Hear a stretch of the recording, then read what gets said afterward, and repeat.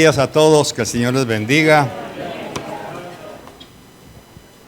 Les suplico que se ponga de pie, por favor. Vamos a orar para pedirle al Señor no solamente su sabiduría, pero también su aprobación para lo que vamos a hablar esta mañana. Padre, muchas gracias por el privilegio que nos das de reunirnos una vez más bajo tu sombra para estudiar tu palabra, para que nos exhortes, nos enseñes, nos instruyas.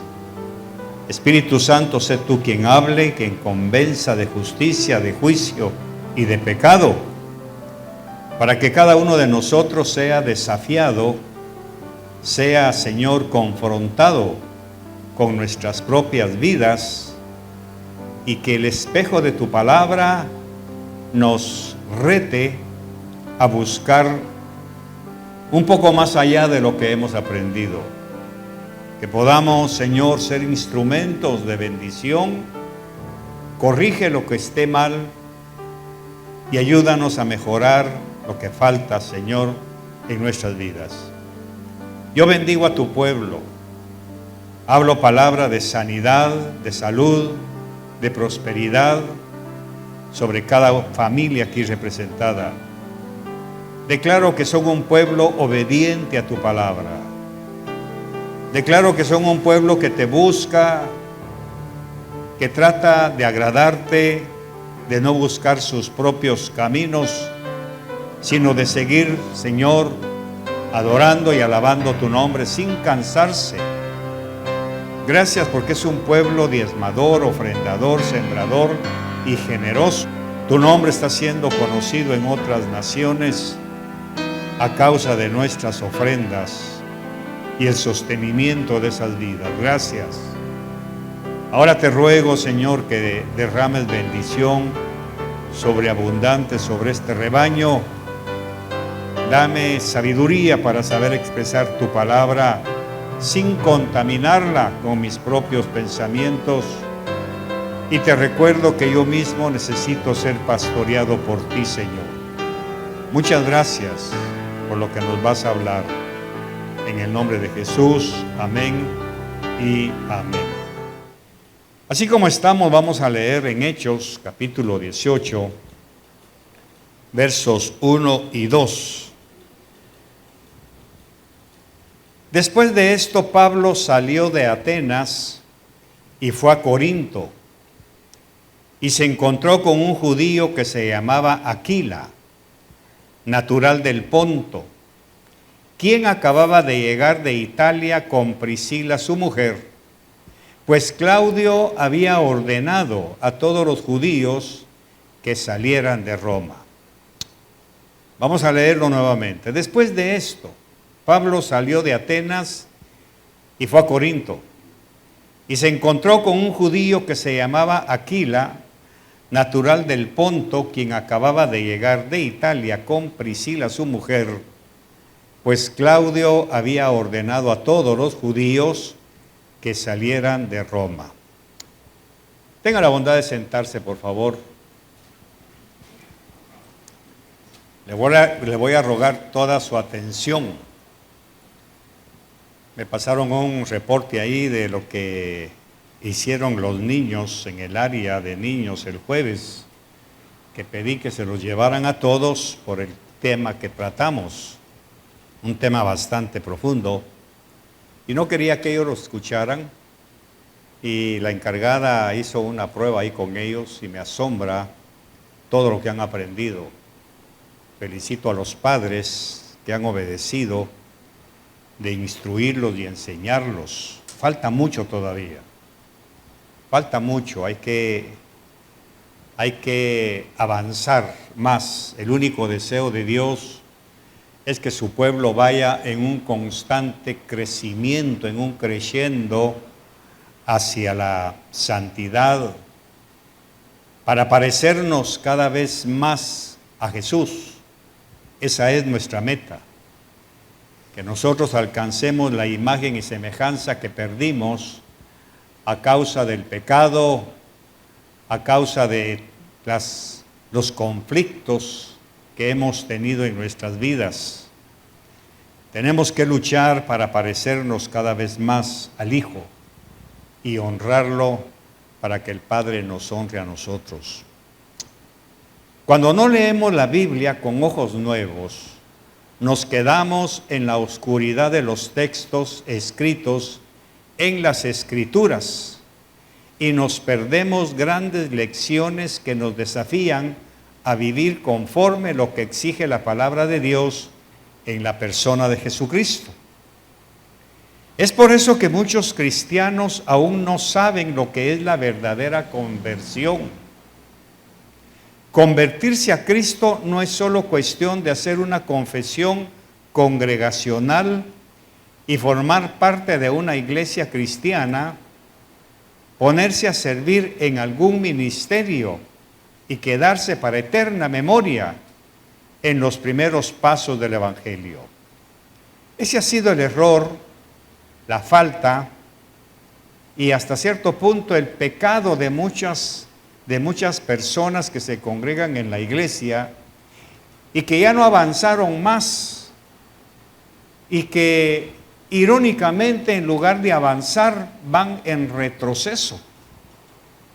Como que la vida, las situaciones diarias del diario vivir les van robando no solamente su paz, sino su deseo de ir más allá. En este último siglo que estamos viviendo, que es el tercer siglo, y que hipotéticamente hablando, también teológicamente sabemos que es el tercer día, eso quiere decir que universalmente hablando estamos en el tercer día en que Cristo va a regresar por su iglesia. No sabemos en qué momento Cristo va a venir en las nubes y la pregunta es ¿cómo nos va a encontrar? Si soy pragmático y soy sincero conmigo mismo, debo decir que la iglesia no está lista esperando a su Señor. Estamos tan descuidados con nuestra vida espiritual. Estamos en un túnel de religiosidad que nos estamos conformando con las migajas que le damos a Dios. Hemos entrado en una dimensión en la cual la iglesia ya no aspiró a un crecimiento. Hablábamos con mi esposa en uno de nuestros desayunos en donde compartimos un poquito más de tiempo y me decía algo que ella aprendió de uno de sus maestros con respecto a esta generación de niños que está creciendo en nuestros hogares. Y me impactó lo que ella aprendió y me lo transmitió y quiero compartirlo con ustedes. Esta generación de niños que aunque saben palabra, ya me di cuenta que saben palabra, asimilan las enseñanzas, porque la prueba que la maestra les puso fue: quiero que escriban algo con respecto a los personajes del Antiguo Testamento y que escriban sus experiencias, qué no quieren hacer y qué quieren hacer. ¿Con qué personajes se identifican ustedes para su beneficio o para su propia advertencia? Y me llevaron los resultados. Algo muy interesante, muchos de ellos dijeron: yo me identifico con Noé, porque yo quiero hacer lo que hizo Noé, de salvar a la gente. Otros dijeron: yo no me quiero identificar con Jezabel, porque fue una mujer que deshonró a Dios, yo no quiero hacer eso. Otro niño escribió: niña, yo me identifico con Daniel, porque así como él estuvo en el pozo de los leones, así Dios me tuvo a mí en la cuarentena. O sea, muy interesante. Y eso me llena de satisfacción, le decía a mi esposa y a la maestra, porque veo que fue acertada la idea de que los niños estén los jueves oyendo palabra. Lamentablemente vinieron los niños y se fueron los viejos. Qué asombroso. Una simbiosis espantosa. Eso quiere decir que la nueva generación tiene más hambre que los adultos. Tristemente, eso está pasando en la iglesia. Los adultos están cansando de aprender lo que dice la Biblia, mientras que los niños están absorbiendo. Eso me pone en una disyuntiva de ser muy cuidadoso con lo que enseño también. Pero ahí están, si usted quiere ver los resultados, se los puede pedir a la hermana Sara Bernal, ¿verdad? Un trabajo muy hermoso que han hecho. Bueno, ¿qué pasa con la conversión? Este tema es muy importante que usted lo clasifique para que usted califique su propia vida. Yo no lo voy a hacer, no estoy autorizado a eso. No puedo decir quién ha nacido de nuevo y quién no. Aunque el Señor Jesús me da cierta semblanza cuando me dice, por sus frutos los conoceréis.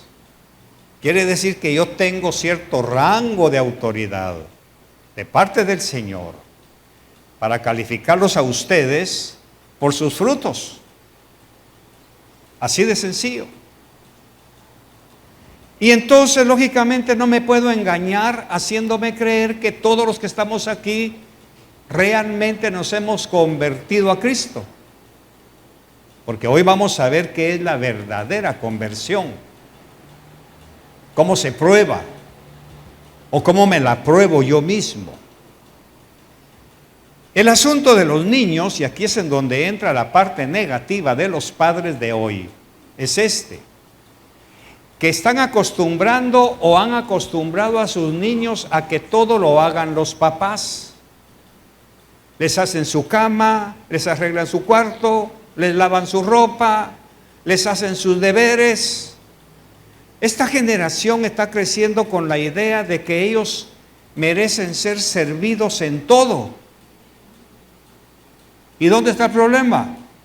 En que por consiguiente ellos no sienten ni van a sentir el deseo de servir a Dios.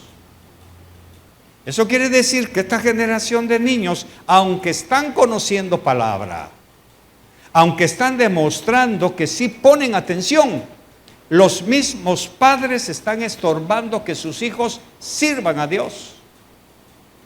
Por eso cada vez que aumente el tiempo de la venida de Cristo, van a haber menos servidores, van a haber menos personas que quieran servirlos, como en el libro de Hechos, que levantaron 7 hombres llenos del Espíritu Santo. Eso ya se perdió.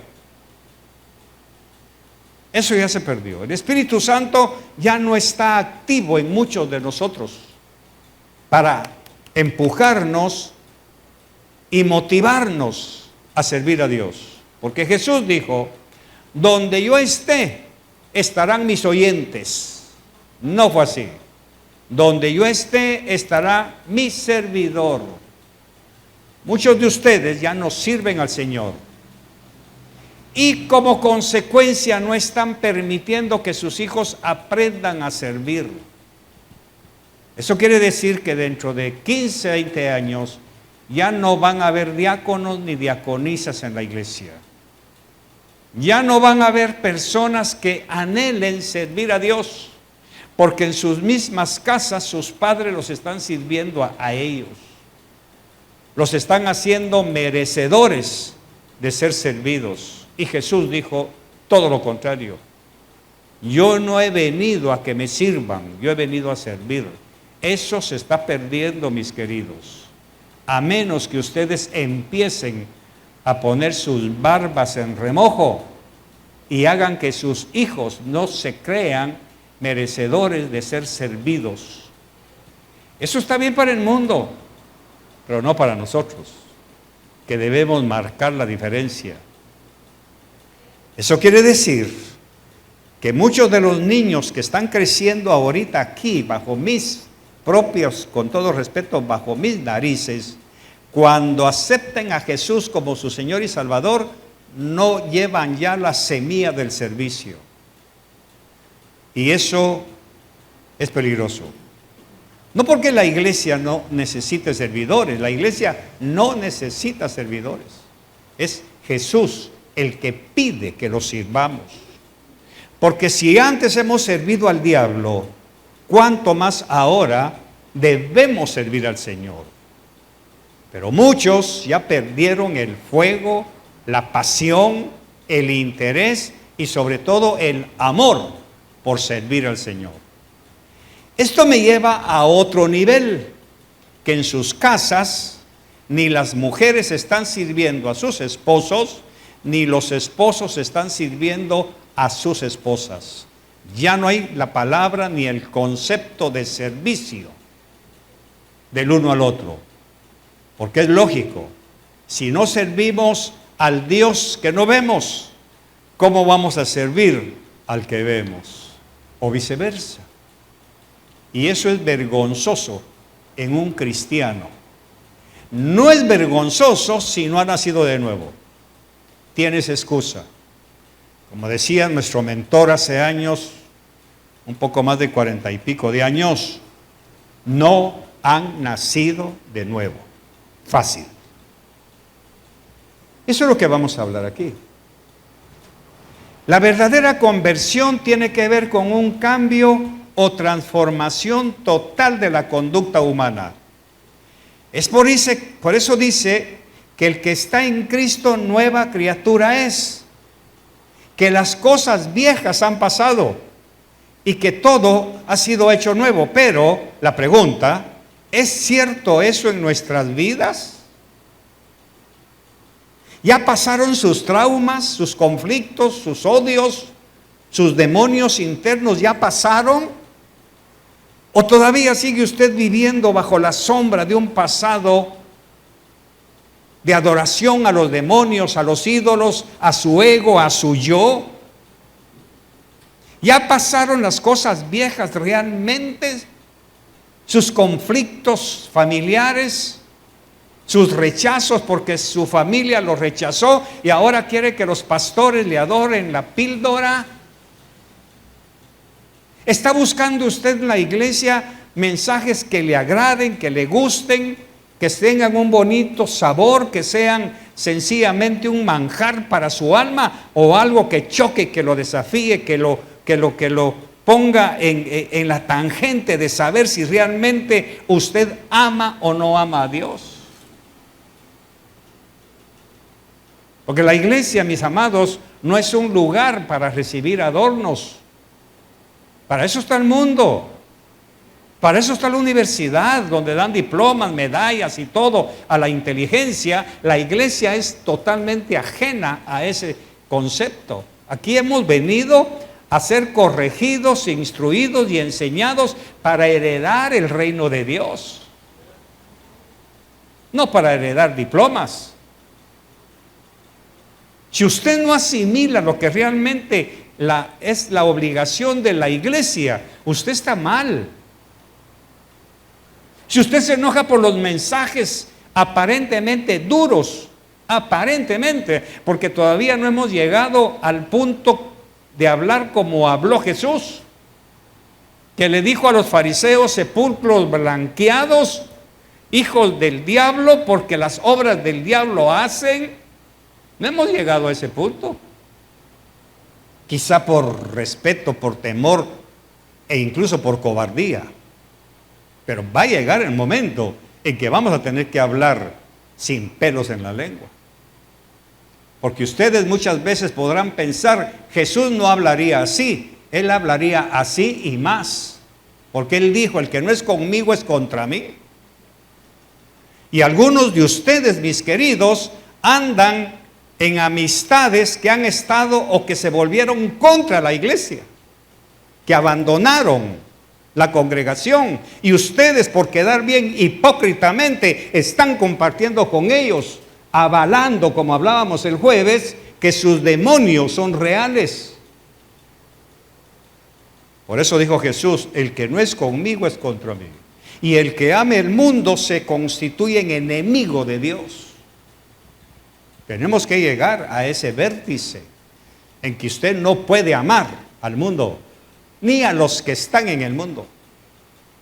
No se trata de odio, se trata de definición, de no compartir, como dijo Pablo. De ellos ni la ropa que te dan te pongas, pero usted fácilmente se pone la corbata que le regalaron por quedar bien con usted. Fácilmente usted comparte la mesa de los demonios de ellos, demonios de orgullo, de vanidad, de soberbia, de arrogancia, de desprecio, rebeldía, y ahí está usted comiendo, dándoles el mensaje de que ellos están bien. Por eso es que usted está ahí. Y eso va contra los principios de Jesús. La verdadera conversión tiene que ver con un cambio o transformación total de la conducta humana. Por eso sabemos que el que se convierte a Cristo antes iba al infierno, da media vuelta y ahora va al reino de Dios. Pero no es cierto. No es cierto. Usted se encontró con Jesús, pero pasó sobre Jesús, pasó sobre la sangre y sigue yendo a sus cosas carnales, a su ego, a su orgullo. Sigue caminando hacia donde iba antes de encontrarse con Cristo. Y eso no es convertirse. ¿Es cierto entonces que las cosas viejas pasaron? Las amistades viejas, las influencias viejas, ya pasaron nuestras costumbres que hemos traído del mundo o de nuestra cuna de nacimiento. Verdaderamente hemos sido transformados a la imagen y semejanza de nuestro Señor y Creador. ¿Se parece usted a Jesús cada vez más? Por eso mi insistencia es, cuando salga este mediodía y se vaya a su carro, pregúntele a los que van con usted, miren, ¿ustedes realmente me ven cambiado? ¿Me ven más obediente, más humilde, más sencillo? ¿Me ven ustedes así o me estoy engañando? Pregúntele a su esposa, mira mi amor, ¿tú crees que realmente te estoy dando un buen ejemplo con mi conducta? Te estoy empujando a que ames más a Dios que tu casa, que tu cocina, incluso que a mí mismo. ¿Te estoy ayudando, cielo? Y que la mujer le pregunte a su esposo, ¿tú crees que realmente yo soy hija de Dios? Pero no. Estoy seguro que no lo hacemos. ¿Sabe por qué? Porque no hay cambios. Porque no analizamos la palabra pragmáticamente. Y si preguntamos, queremos escuchar, sí estás bien, yo creo que sí. Si no, Dios no te diera carro, si no, no tuvieras gasolina. Esas son las cosas materiales que hasta el mismo diablo puede dar. Estoy hablando de actitudes, mis queridos, de parecernos a Jesús, de dejar realmente de ser hipócritas y mentirosos con nosotros mismos. Yo no sé por qué insisto en esto, pero quizá porque fue mi escuela de pensamiento. Cuando una vez al mes sentábamos a los patojos en la casa, se sentaban todos ahí. Bueno, muchachos, díganme, ¿en qué he fallado? ¿En qué me he parecido al diablo más que al Señor? Hablen, por favor, con toda confianza. Y decían sus cosas. Papá, usted me dijo esto. Papá, usted me castigó así. Papá, usted me humilló. Papá, ok, gracias, mi hijo. Borrón y cuenta nueva. Te pido perdón y vamos a empezar una nueva relación. ¿Pero eso es lo que usted hace con su esposa o con sus hijos? Le aseguro que lo que hacen ustedes al salir de este lugar y subirse a sus carros es empezar a pensar con quién van a ir a almorzar. Empiezan a preguntarse, mira, y le dijiste a la hermanita que nos invitó a tomar café a la tarde que si íbamos a ir solo por las pupusas que nos van a dar. ¿Preparaste el arroz que vamos a llevar a la noche a la cena de tal fulano, de tal familia, aunque en escondidas hablen mal de los pastores y de su iglesia? ¿Lo está haciendo? De eso se trata la conversión. De eso se trata. Esas preguntas son las que emergen de la lectura un poco más profunda de la Escritura. Cuando hacemos eso, mis queridos, nos damos cuenta que aún no hemos llegado a la verdadera conversión, al llamado de Cristo, a ser nuevas criaturas. Aún guardamos o practicamos algunas cosas del pasado que no queremos soltar y son las que gobiernan nuestras acciones y formas de vida. El desafío que nos presenta la historia de los grandes hombres y mujeres que se convirtieron al Evangelio de Cristo es abrumador unas veces y retador otras. Y a menos que seamos valientes y confrontemos nuestras conductas actuales con lo que leemos en las vidas de los antepasados, nos daremos cuenta que realmente no hemos nacido de nuevo. Hemos fingido, nos hemos vuelto asistentes a una iglesia. La iglesia necesita ser transformada. Que las esposas vean que su esposo cada vez se parece más a Jesús y no que finja lo que no es. Por eso es que me gusta Jesús. Él no se dejaba impresionar por el ropaje, por las palabras. Él miraba más allá de lo que la gente vestía. Tristemente nosotros nos hemos echado colidios humanos y hemos querido engañarnos de que realmente somos cristianos. No, iglesia, no es así, se nota, los frutos se ven, no se engañe. ¿Por qué estos discípulos del Evangelio de Cristo, Aquila, Priscila, Apolos y muchos otros, fueron expulsados de Italia? La pregunta es ¿por qué? ¿Qué pasó en ese momento? ¿Qué pasó en esas vidas para que el emperador Claudio los haya expulsado de su territorio? ¿Qué habían hecho para que el emperador los expulsara de su país? Pues aquí está. Para empezar tenemos que averiguar quién era Claudio y qué no le gustó de los cristianos. Por eso es que ese nombre está en la Biblia. ¿Podemos poner el primer verso, el texto, por favor? Usted ya lo leyó. Después de esto, Pablo salió de Atenas y fue a Corinto. Y se encontró con un judío. Alto ahí. Estamos hablando de judíos que habían aceptado a Jesús como Señor y Salvador. Dejaron de cumplir los ritos judaicos o los ritos de Moisés y se habían convertido al Cristo de la cruz. Luego vamos a ver en dónde estaban antes. Y este judío, ahora convertido al Evangelio de Cristo, que se llamaba Aquila, que había nacido en el Ponto, era una ciudad italiana, quien acababa de llegar de Italia con Priscila, su mujer, pues Claudio había ordenado a todos los judíos cristianos que salieran de Roma. Entonces vamos a averiguar quién es ese famoso Claudio que tuvo la autoridad de Dios para expulsarlos. Gracias, Pablo. El Nuevo Diccionario de la Biblia enseña, Claudio.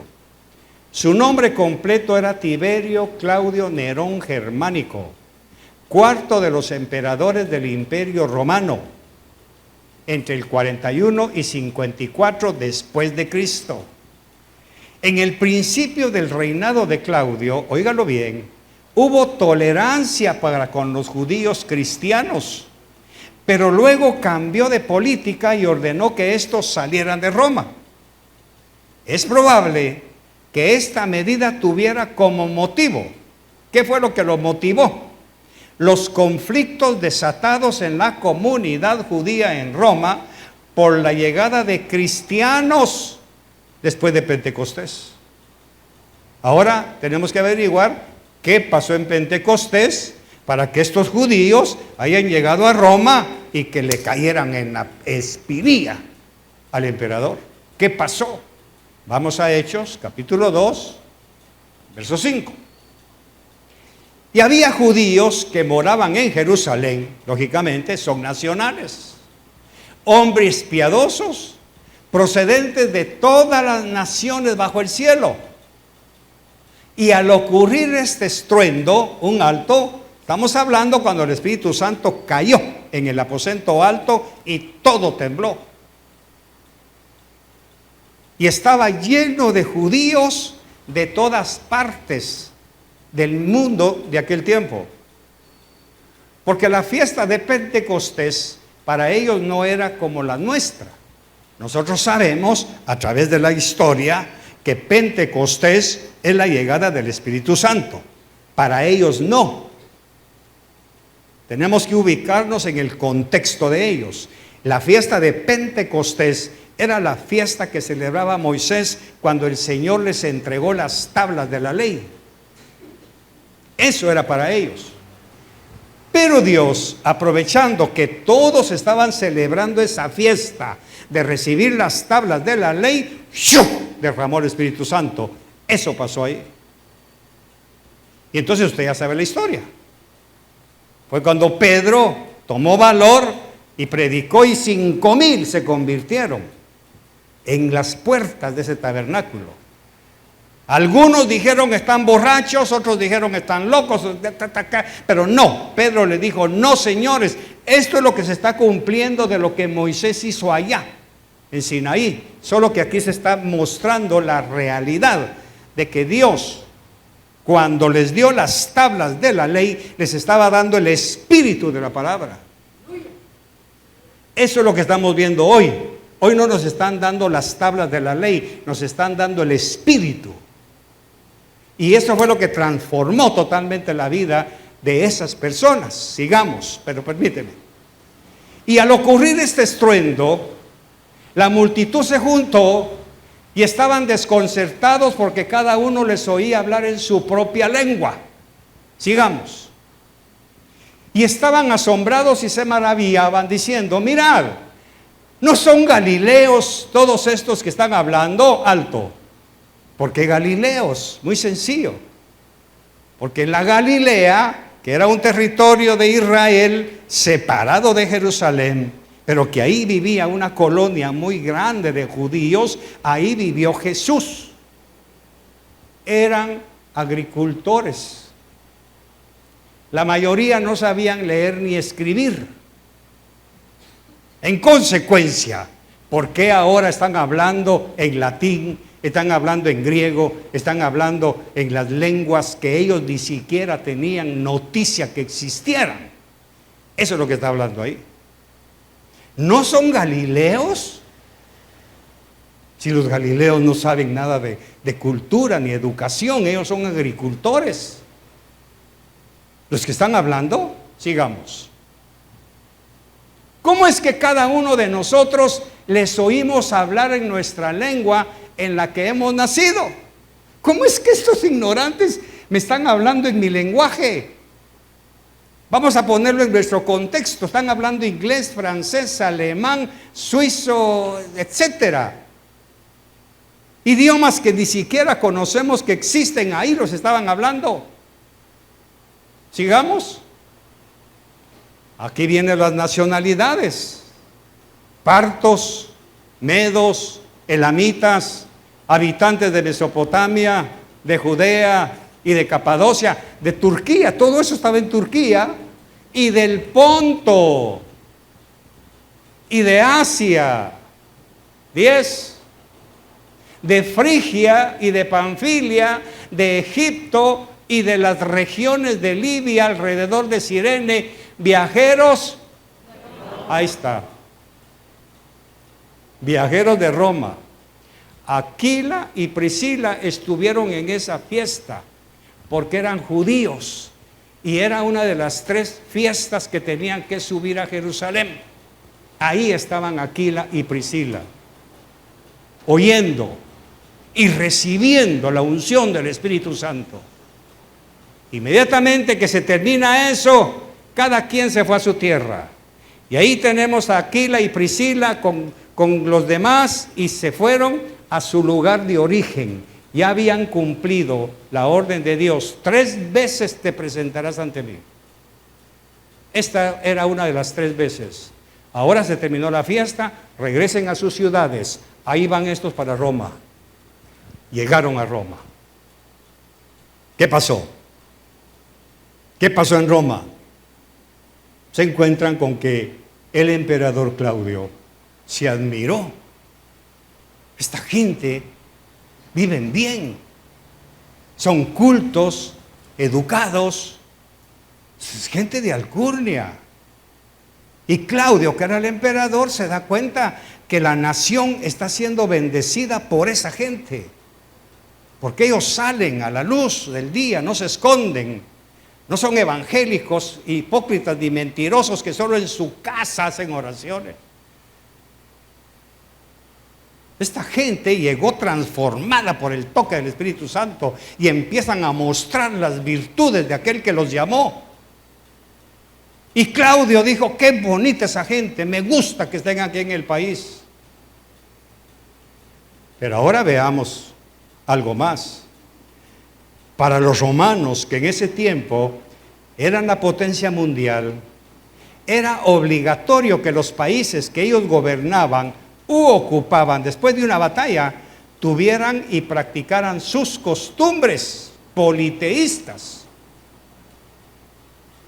que adoraran sus dioses y que siguieran sus creencias. Esa era condición sine qua non de todos los romanos. Donde quiera que Roma había llegado, ellos agarraban su gimnasio y lo ponían ahí, agarraban su galería de dioses y los ponían ahí, y se iban a otra batalla, ganaban espacio, ponían su gimnasio, ponían sus dioses, ponían sus altares y dejaban que ellos adoraran sus propios dioses. Pero primero adoren a nuestros dioses. Por eso es que en Roma, usted lee después en las batallas de los macabeos, que vino Roma y puso un águila imperial en el mero templo. Y para los judíos eso era imposible, porque Dios había dicho que no te harás imagen. Y ahora vienen los judíos y ponen un águila imperial. Eso desató la batalla de los macabeos, que esa es otra historia. Para que vea que los romanos imponían su galería de dioses. Aparte de los dioses de ustedes, adoren los nuestros. Entonces, sin embargo, en algunos países se permitía que siguieran adorando sus propios dioses, pero siempre y cuando adoraran a sus dioses romanos. Por eso es que los romanos, algunos aceptaron adorar al César. Por eso usted oye, lee y entiende cuando el juicio de Jesús, ¿qué le dijeron a Herodes? Si no matas a ese hombre que dice que es rey de los judíos, ¿qué pasa? No eres amigo del César, porque César es el rey de los judíos, no él. ¿A quiénes adoraban entonces estos fariseos? Al César, por imposición. Entonces Roma era bien chispudos. Adoren a Jehová, pero también las divinidades nuestras. Y la iglesia está igual. Adoramos a Jesús, le cantamos a Jesús, le tocamos guitarras a Jesús, le aplaudimos a Jesús, pero al salir de aquí, usted empieza a adorar o sigue adorando a los dioses politeístas. Y ahí vamos a ver quiénes son. Al salir de aquí, usted se va con sus amigotes a chismear, a escuchar críticas, a escuchar murmuraciones. a compartir la mesa de los demonios, como dice Pablo. Pero aquí todos estamos bien, tomando Santa Cena, participando de nuestro Dios, pero después participamos de los dioses, de nuestros conquistadores. Entonces la pregunta, ¿cuáles eran sus dioses según la tradición romana? ¿Cuáles eran? Recuerde que Claudio llegó un momento en que ya no le gustaron esas personas. Claudio los admiró. Eran gentes dignas de admiración y de respeto. Pero empezó de repente a observar ciertas actitudes que ya no le gustaron. Ciertas actitudes que esa gente que al principio lo encandilaron con su conducta. Llegó el momento en que Claudio, el emperador, se dio cuenta de que esta gente había rebasado ciertos límites. ¿Cuáles eran? Dejaron de adorar a los dioses romanos. ¿Cuáles eran esos dioses? Empecemos, Pablo. El culto al emperador. Una de las primeras exigencias que Roma tenía era que le hicieran culto al emperador. ¿Por qué? Muy sencillo. Porque para la élite romana, y lo voy a decir de esta manera que no es ofensiva en este momento, para la chusma, para la plebe, que eran los plebeyos, el emperador era Dios. Porque el emperador había heredado el título de César. Y el título de César viene de que ellos no nacían como cualquier hombre de la tierra, ellos nacían por cesárea. Entonces, cuando la mamá de un heredero al trono quedaba embarazada, la escondían. Y de repente aparece el niño. Ha venido del cielo, un enviado de Dios. Por eso el título de Jesús, Hijo de Dios, no era nuevo. Ya el César lo usaba para él. Porque nunca habían visto a la mamá de ese niño embarazada. Nunca. La escondían. Y de repente aparece en el palco, como los que vemos en los palacios de Roma todavía. Aquí está el nuevo César, el enviado de los dioses. Este es el Hijo de Dios. Y entonces resulta que ahora el culto al emperador exige que él sea reconocido como Hijo de Dios. Y si es Hijo de Dios, ¿qué naturaleza tiene? Divina. O sea, por eso usted cuando lee la historia va a encontrar que al César le decían el divino. Fíjese pues. Y entonces el culto al emperador significaba que él es nuestro Dios. ¿Por qué? Porque nos da de comer, nos da el circo, nos da el pan, nos defiende de los invasores. Roma, en donde quiera que habían romanos, por eso es que los romanos, hermano, habían hecho carreteras para llegar rápido, para aplacar cualquier insurrección. Entonces resulta que en Jerusalén se levanta un grupo de judíos rebeldes, allá van los romanos a defender a los judíos de esa secta. El César era quien los defendía, quien los protegía y los cuidaba. En consecuencia, el César es Dios. Al ser un ser divino, venido desde el mismo cielo, enviado por los dioses que gobernaban, él mismo era un Dios. Recordemos que se creía que ellos nacían de ese estilo que le puse. Por lo consiguiente, el César era divino, era Señor, era el Curios. En una sola palabra. Otro Dios. ¿Cuál es ese culto? El culto al Estado. Como el César era el gobierno central, había que rendirle culto al Estado de Roma, a toda la élite que gobernaban en el Senado. Cada uno de ellos tenía una autoridad plenipotenciaria que el pueblo tenía que sujetarse y obedecer, porque ellos eran los que proveían para todo lo necesario. Las leyes, la protección, el bienestar del pueblo venía de ellos. Quiere decir que el Estado exigía que se le rindiera culto. Cuidado quien habla mal del Estado. Cuidado quien habla mal del gobierno. ¿No le parece que ya vamos por ahí nosotros aquí en El Salvador? Cuidado quien opina mal, porque el Estado exigía que se le rindiera culto. Otro Dios,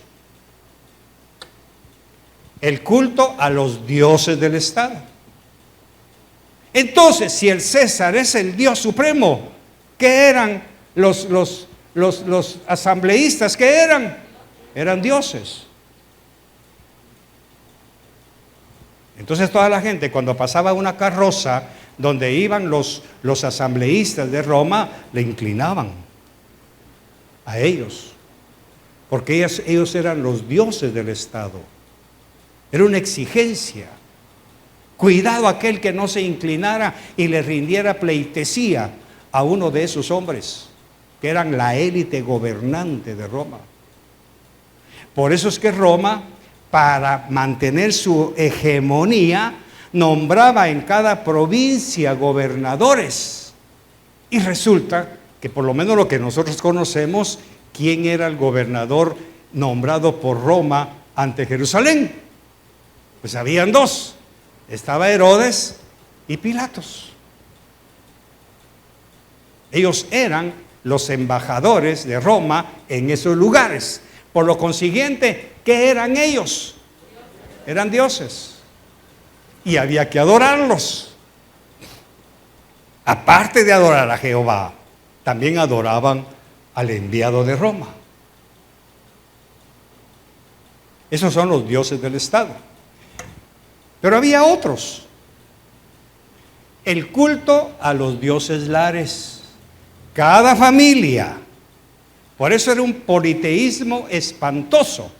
Ya tenemos al dios César, al dios de los asambleístas, ahora tenemos el culto al Estado, ahora tenemos cada familia tenía sus propios dioses.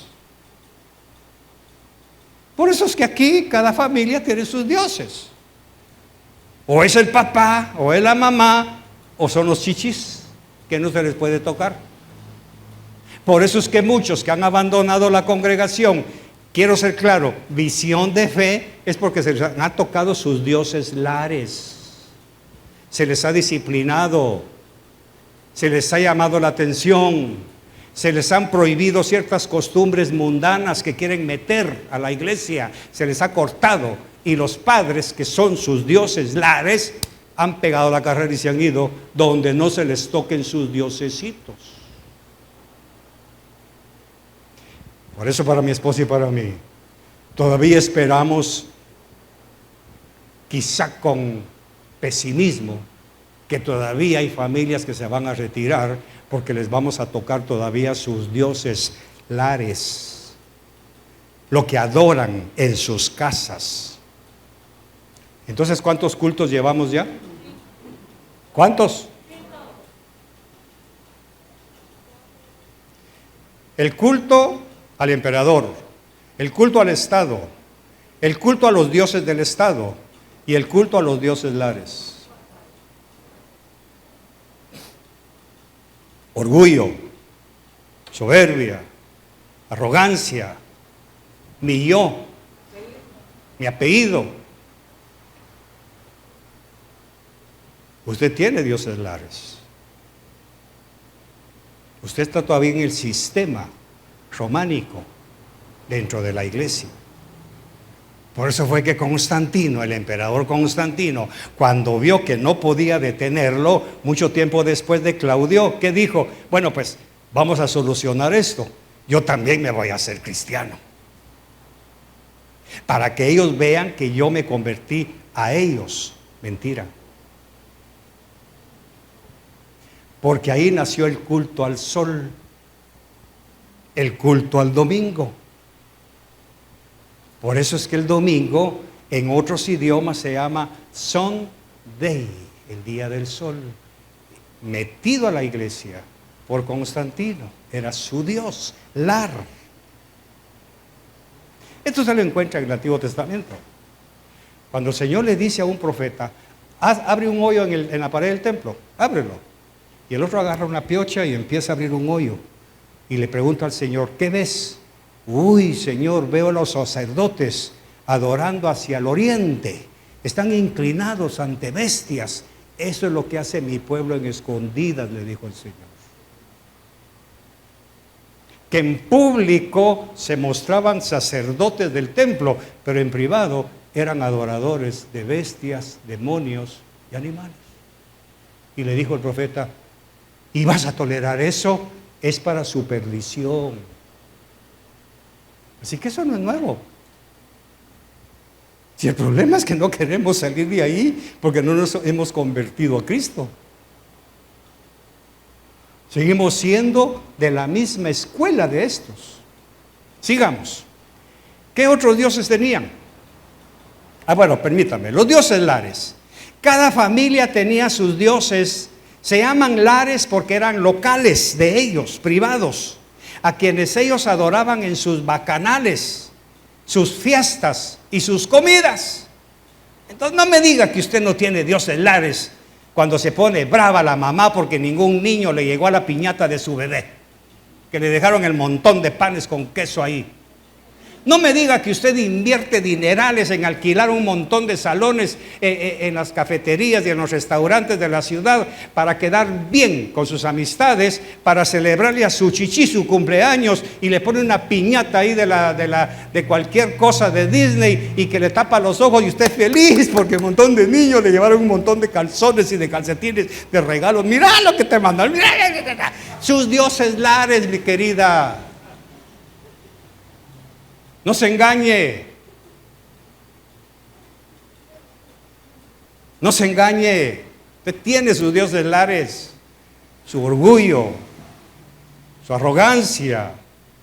Es que en esa iglesia hasta con los chichis se meten. No es con los chichis, es con los papás de los chichis, que desde ya están mal enseñando a sus hijos que si no les celebran su cumpleaños son rechazados y vámonos de aquí porque aquí no le cantan el happy birthday a mi nene. Aquí a ninguno se le va a cantar su happy birthday. Es al Señor a quien le cantamos. Pero ya sus hijos ya esperan, mamá, ¿cuánto falta para mi santo? Para mi santo, imagínense, celebrando un ídolo. Sus hijos eran consagrados a sus diferentes deidades que cada familia adoraba. Por eso nacía un bebé. El Señor había dado una orden, que cuando nacía un bebé lo salaran con sal. Pero estos romanos lo agarraban y lo consagraban a sus dioses y los metían en la sangre de sus dioses. Por eso entiendo, mis queridos, algunos de ustedes fueron consagrados a más de algún ídolo y no se han arrepentido, no han pedido perdón porque sus padres en ignorancia, usted hasta ese nombre lleva, pues vaya. Así de sencillo. ¿Por qué? Muy sencillo. Si nosotros no venimos de los druidas, no venimos de los alemanes, no venimos de los suizos, nosotros venimos de los españoles. De ahí venimos nosotros, esa es la herencia que nos tocó. Por eso es cuanto más necesitamos nosotros a Cristo para salir de ahí. Hércules, de andar poniendo crucitas de ocote en el rancho de tu papá y que lo traigas tú a la casa. ¿Cuándo va a arrancar eso? Si toda esa generación que va creciendo, mi hijo, agárrame, ya despuntó el maíz, sí mami, ya está seco, van a arrancarme las primeras 3 mazorcas, las primicias. A su Dios del maíz. Y a nosotros el Señor nos pide una vez al año la primicia. Somos tacañotes de no traerle nada, queriendo engañarlo. Míreme para acá, no baje la vista, sea valiente y diga, tienes razón, pastor. ¿Qué otros dioses tenían los romanos? Y digo tenían, que por fe ya no están, aunque me creo que sí. El culto a sus dioses personales, o sea, cada familia, permítanme, Cada familia tenía su propio Dios. Usted tiene los suyos y usted tiene los suyos. Aquí por lo menos hay 4 dioses. Sí, aunque me digan que no. Cada uno de ustedes adora el teléfono, el celular, el trabajo, la tienda, el saxofón. Son sus dioses. Aparte de sus dioses lares, que es el de la casa, ahora cada uno de ustedes tiene su propio Dios.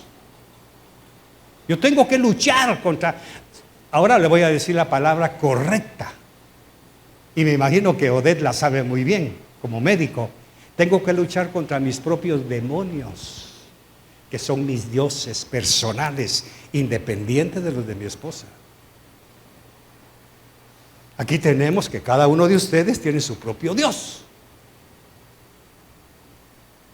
Y aquí tenemos que cada una de ustedes dos tiene su propio Dios. Ella no está adorando ni a tu Dios, ni tú adoras al Dios de ella. Ella tiene sus propios dioses. Por eso has perdido privilegio. Porque tus dioses te apartaron de la verdad. Y tú se lo permitiste por los dioses que tienes allá adentro. Entonces, tenemos que los romanos tenían sus propios dioses personales. Por eso usted ve que antes de comer, ellos apartaban una porción de la comida y se lo daban a sus dioses. Antes de tomar el primer sorbo de vino, hacían una libación a sus dioses. Las mujeres no. Ellas tenían sus propios dioses personales. Cada individuo tenía sus propias creencias en sus dioses personales. Cada uno de los miembros de cada familia creía en diferentes dioses cada uno. Las mujeres, por ejemplo, podían adorar a Diana y los hombres adoraban a Dionisio, por ejemplo. Y de pronto, despierte. De repente, aparece en Roma una clase de creyentes que no adoraban nada de esto. Eran para el César y las autoridades unos traidores, porque dejar de adorar al emperador y toda la galería de dioses que ellos tenían era darle la espalda a su Partenón y abandonar la religión del Estado, de la nación y de los dioses que los gobernaban, de manera que eso traería cólera, enojo, inundaciones, hambrunas sobre la nación. Ahora viene Claudio, porque estamos hablando de Claudio, ¿sí o no? ¿O ya se les olvidó? No. Ok. Estamos hablando de Claudio. ¿Quién era Claudio? Cuando los vio vivir también, dijo, qué bonitos. Qué bonita esta gente. Son diferentes. Cómo hablan, cómo se manifiestan, cómo viven, qué bonito. Pero un día a Claudio se le ocurrió salir en su carroza y todos los plebeyos se inclinaron. Pero por allá estaba un matrimonio que no sabía cómo se llamaban, usted y yo sí sabemos. Aquila y Priscila, que se quedaron parados. ¿Y estos por qué no me hacen la reverencia? Y agarra a su ministro, averigua qué son aquellos que no se inclinaron. ¿Quiénes son?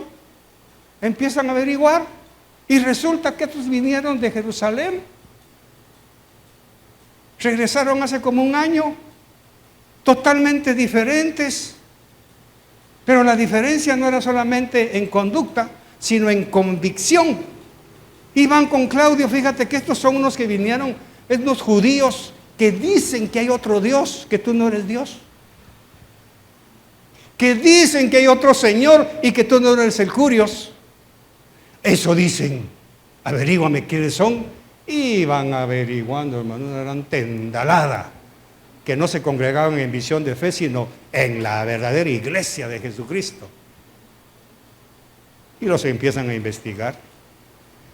Con que hay otro Señor que no soy yo. Sí, Señor. Por eso usted lee lo que Pablo dice. El Señor es el Señor. Jesús es Señor, no el César. Y entonces a Claudio no le gustó.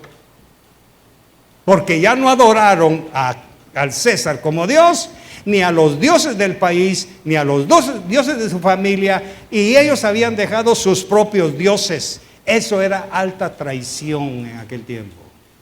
Resulta que posiblemente para su abuelita usted es traidora, porque dejó la religión de sus padres, ¿sí o no? ¿De dónde viene eso? De allá. ¿Por qué abandonaste la religión de tus padres? ¿Por qué? ¿No le suena a romanismo? Ahora la pregunta, ¿por qué lo dijo Claudio?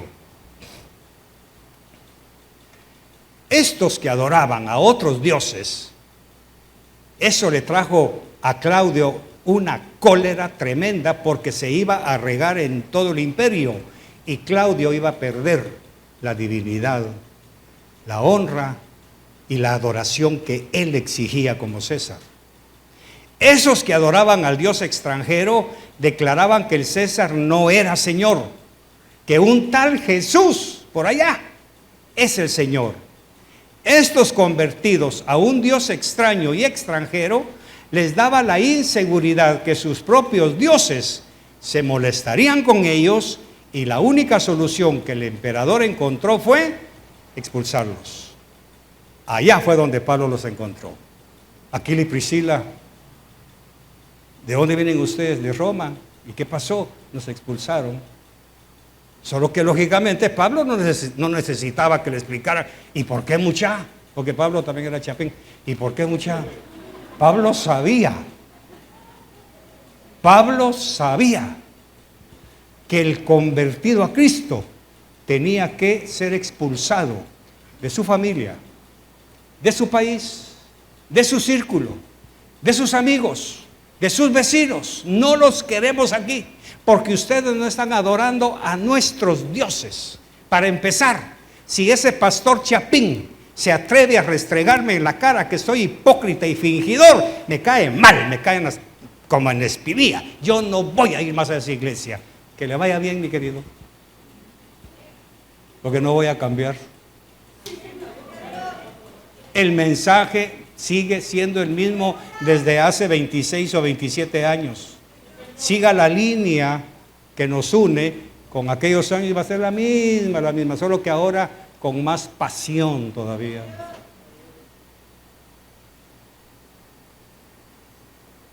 La única solución era expulsarlos. Eso fue lo que encontró Pablo con Aquila y Priscila, pues Claudio había ordenado a todos los judíos que habían estado en Pentecostés. Ahora ya sabe quiénes son, ¿verdad? ¿Qué pasó en Pentecostés? Fueron llenos del Espíritu Santo, y eso les dio el poder para rebelarse incluso contra el imperio y sufrir, si era necesario, las consecuencias de quedarse solos. Ahora, Aquila, Priscila y Apolos, que son los que nos mencionan, ¿se quedaron solos, hermanos? Cristo los honró. Y usted los encuentra en las epístolas de Pablo, donde el Señor los levanta como paradigmas. ¿De dónde salió Aquila y Priscila enseñándole a Apolos, si Apolos solo la ley sabía? ¿Dónde consiguieron ese conocimiento? En Pentecostés. ¿Se recuerda que ellos lo instruyeron? ¿Se recuerda quién aparece primero cuando ellos están enseñándole a Apolos? ¿Se recuerda, Marlon, quién aparece primero? Priscila y Aquila, abajito de ella. Viene Pablo y le dice, no, ustedes están mal. Eso está bien en Roma, porque en Roma existían las matriarcas.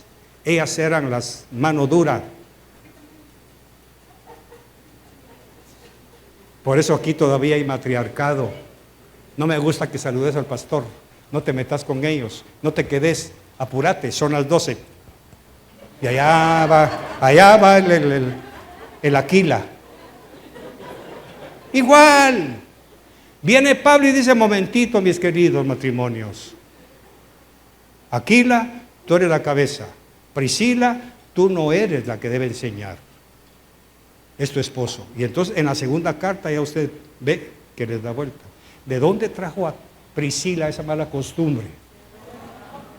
¿De dónde trae usted la costumbre de hacerle cara a su esposo y que el otro ni vergüenza le da de corregirla?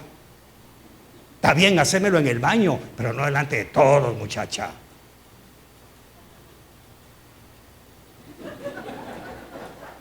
Bueno, y que de nosotros seguimos siendo amigos y amistosos con aquellos que han abandonado las enseñanzas del Señor Jesús solo para no comprometernos. Hemos vendido nuestras conciencias por no perder el favor o la amistad de aquellos que no adoran y honran al Señor como nosotros debemos hacerlo. Le hemos dado la espalda a las amistades que no comparten nuestra fe y compartimos su mesa y sus fiestas a sus propios dioses familiares. Participamos socialmente con aquellos que tienen sus propios dioses lares que adoran en secreto en sus costumbres. Califique usted su relación con la sociedad, sus amigos, sus familiares incluso. Por eso Jesús dijo: yo he venido a meter espada entre la madre y la hija, entre el padre y el hijo. Pero ojo, ojo, la espada no la pone usted, la ponen ellos. Oiga bien la semántica. Yo he venido a poner espada entre la madre y la hija. ¿Quién tiene la espada? La mamá. La hija es mansa, la hija es sabia. Es que no me gusta que vayas a esa iglesia de hipócritas. Muy bien, mamá, pero Señor, tú sabes, no puedo honrarla a ella más que a ti. Haz algo. Yo he venido a poner espada entre el padre y el hijo. ¿Quién tiene la espada? Entonces, hoy, tu hijo tiene la espada. No me gusta que me hablen así, papá. Vámonos, mijo, vámonos. Él tiene la espada. Y si usted lee bien la palabra, la espada no la tiene usted, la tienen tus amiguitas que te están perdiendo.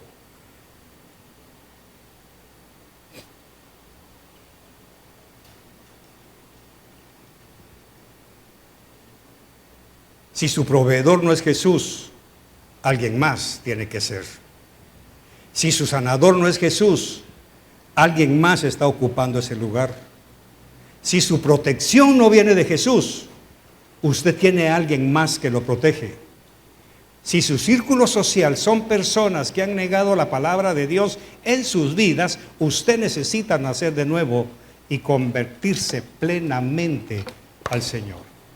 Cuando usted se sienta a comer con sus amigotas, usted le está dando la espalda a Dios. Usted necesita pasar al frente y las dos convertirse a Cristo. Porque usted nació en Cristo para servirlo a Él, no a los dioses de sus papás. Por eso, hijos, ustedes tienen que tomar una decisión.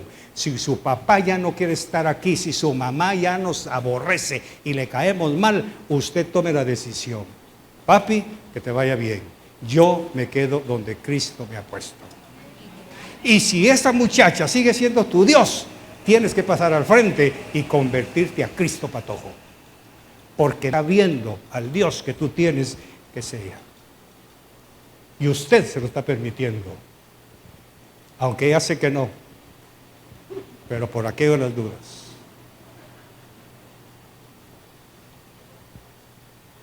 ¿Por qué los expulsó Claudio entonces?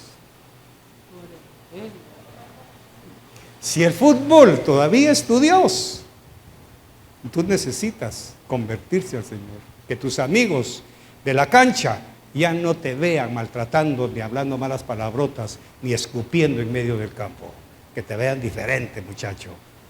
Gracias por visitarnos, pero viniste hoy precisamente para que Dios te hable.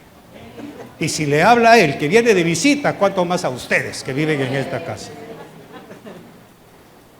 ¿Qué piensa hacer? ¿Va a seguir reuniéndose con los que se han ido para quedar bien con ellos? ¿Porque le dan sus migajas de comida? ¿Qué Dios no es suficiente? Como me dijo el doctor Ríos cuando me inscribí en el CETECA, que me pidieron una carta cuando ya entré al pensum de estudiar el Espíritu Santo, y que si él lo autorizaba, fui con el doctor, le dije, doctor, me piden una carta, no le basta con lo que yo le enseño, váyase de aquí. No me dio. Él no me doró la píldora para que el hermano Bercheno se, no, yo les estoy enseñando, no le basta. ¿Y qué es este problema? Que los pastores que ustedes han tenido no les han hablado claro y fuerte. ¿Cómo decimos en el ejército? ¿Me escucha? ¿Cómo decimos? Fuerte y claro, mi teniente. Bueno, pues entonces haga caso. Esa es la iglesia que nosotros pastoreamos. Una iglesia definida. Que ahorita mis queridas secretarias y empleadas las van a empezar a invitar a sus convivios de fin de año. Vaya preparando su vestido con el gran chajazo hasta aquí, el escote hasta aquí. ¡Oh! No va. Y se pone en riesgo. Pero quiere que le diga algo. Aquí hay un hombre que le dije no a las fiestas de mi empresa. El primer año me dieron mi canasta con una botella de licor. Por ignorante la vendí. Primer año. Ignorante. Segundo año me ponen otra botella, la quebré. El tercer año ya no me pusieron botella. Tampoco fui a los hoteles a cenar con ellos. El cuarto año me dijeron, Carlos, ¿podría darnos una oración para bendecir nuestro año? ¿De dónde sacaron eso? Testimonio. Testimonio.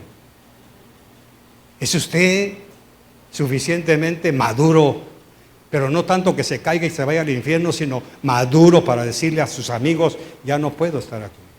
Lo lamento. Su comida me está contaminando.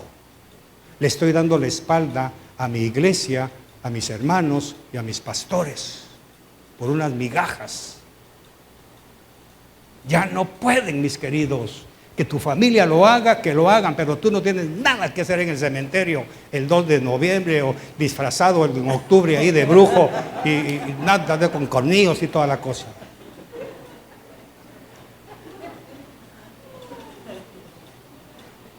Amén, iglesia. Ya me puse contento. Bueno, ¿qué piensa hacer? ¿Se ha convertido usted realmente a Cristo? ¿O todavía tiene sus diosesitos? ¿Todavía sigue adorando al emperador de su casa? Es que si él no va, no voy yo. Gateando, volando, brincando. Venga. El camino hacia el Señor es individual. Si no, aquí hay una mujer que se lo puede decir en carne viva. Tuvo que tomar su decisión. Si me va a seguir a mí, no va a ser por mí. Yo ya me puse viejo. El Dios que yo le presenté no envejece. Sigue siendo el mismo de ayer, de hoy y de siempre. Usted no me puede venir a decir que sus amigos se enojan si usted no va. O le da la espalda al Señor o le da la espalda a sus amigos. Pero usted no puede compartir. Por eso muchos de ustedes se han enfriado, porque se han dejado contagiar y contaminar con los comentarios que escuchan ahí. Pablo lo dice claro, con ellos ni comas,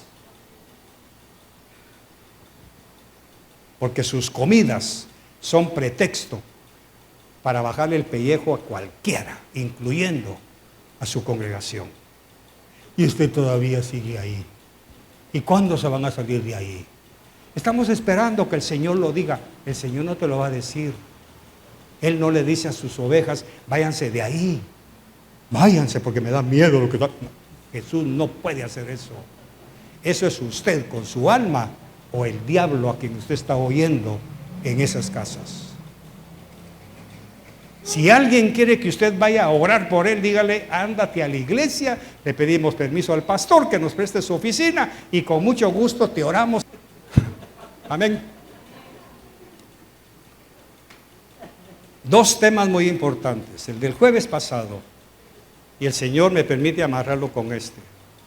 Los demonios están vivos, mis queridos. Y están en muchas casas cristianas. Cierre sus ojos, por favor. Cierre sus ojos. Señor, te damos gracias por tu palabra. Gracias porque sigues anhelando corregirnos y alertarnos de las cosas que pueden atraernos del mundo. Que podamos subir nuestro nivel de amor por ti, para que decidamos entregarte lo que tenemos de vida. Que seamos valientes para reconocer los dioses que hemos estado adorando a nivel personal y a nivel familiar. Ayúdanos a entender en el Espíritu, para que en el Espíritu, Señor, podamos tomar autoridad y llevar nuestra vida a tus pies cada día. Ayúdanos a despojarnos, como dice tu palabra, de todo peso, para que podamos, Señor, caminar cada día con más seguridad y más determinación, que tú eres el único Dios, el único digno de confianza, del que no podemos burlarnos, el que revela todas las cosas. Te damos gracias, Señor, por hablarnos como Padre, por hablarnos como a hijos y hacernos ver las cosas que no están bien en nuestra vida. Que cada uno, Señor, tome la porción que recibió y tome la decisión que hacer con ella. Gracias en el nombre de Jesús. Amén. Bendiciones.